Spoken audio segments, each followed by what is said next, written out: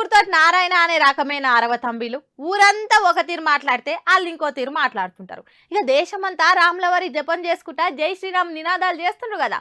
కానీ తమిళనాడులో జై రావణ అని నినాదాలు చేసుకుంటా ఊరేగింపులు చేస్తుండట. హాగో అదేంది అంటారా? అయితే ఒకసారి చూసొద్దాం పాండ్రి.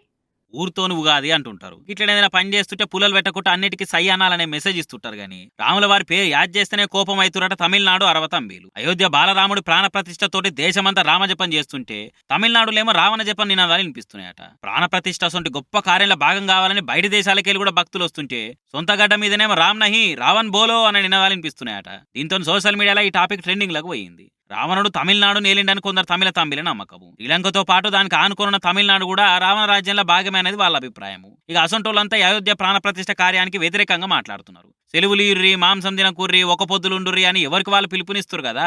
అసొంటి మీ ఇష్టం వచ్చిన కాడ చేసుకోరు గాని తమిళనాడులో జాంతానే అని అంటున్నారట. ఇది తమిళ దేశం బాస్, అంటే రావణుడు రాజ్యము.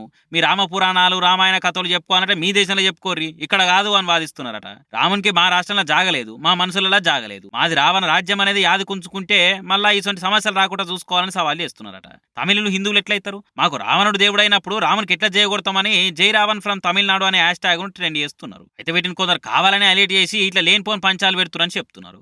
తమిళకు దేవుడు అంటే ఇష్టం ఉండదు, ఇంకా గుళ్ళు గోపురాలంటే అసలే లైక్ చేయరు. డైరెక్ట్ గా అయోధ్య మీద మాట్లాడే ధైర్యం చేయలేక ఇగో ఇట్లా సాటుంగా పోయి సప్పుడు చేస్తున్నారని గుస్సా అవుతున్నారు. రామేశ్వరము ధనుష్కోడి అసంటి జాగలకు రామాయణంతో సంబంధం ఉందనే ముచ్చట అందరికీ తెలిసిందే కదా. ఇంకా అయోధ్య రాముని గుడి కోసం తమిళలో 80 కోట్ల దాకా డొనేషన్లు ఇచ్చారు కదా. ఇవి చాలవా తమిళనాడులో కూడా రామ భక్తులు అని చెప్పేందుకు? అనవసర చర్చల చేయి పెట్టి మంచి ఉద్దేశానికి మరకలు పోయకూర్రి.